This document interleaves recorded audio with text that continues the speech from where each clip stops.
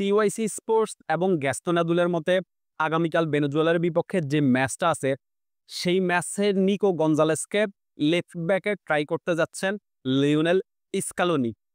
Nicco গঞ্জালেসকে left ব্যাকে দেখব আমরা নিকোলাস ট্যাগলিফিকোর পজিশনে।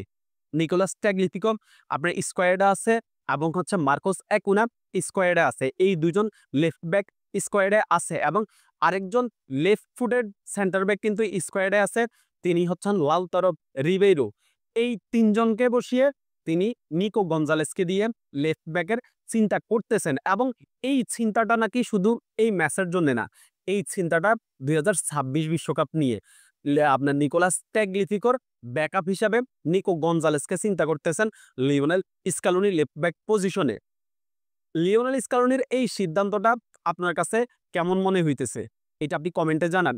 কিন্তু আমার কাছে যেটা মনে হইতেছে সেটা হচ্ছে এই সিদ্ধান্তটা অনেক রিস্কি একটা সিদ্ধান্ত হইতেছে ভাই। নিকো গঞ্জালেস একজন উইঙ্গার, ও উইং পজিশন খেলবে, এরপরে হচ্ছে নিচে নেমে এসে আপনাকে ডিফেন্সে হেল্প করবে, এতটুকু মানা যায়। কিন্তু ওকে দিয়ে লেফট ব্যাক পজিশন আপনার সামলানোটা কতটা রিস্কি।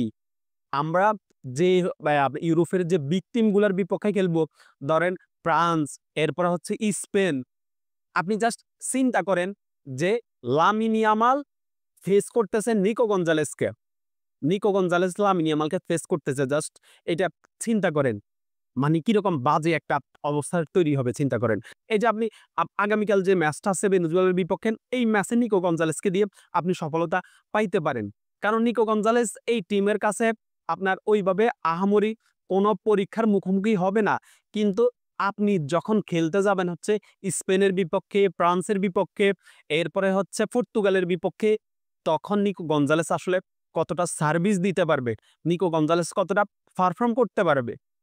আমার কাছে যেটা মনে হইছে স্কালোনির এই সিদ্ধান্তটা খুবই রিস্কি হইতেছে।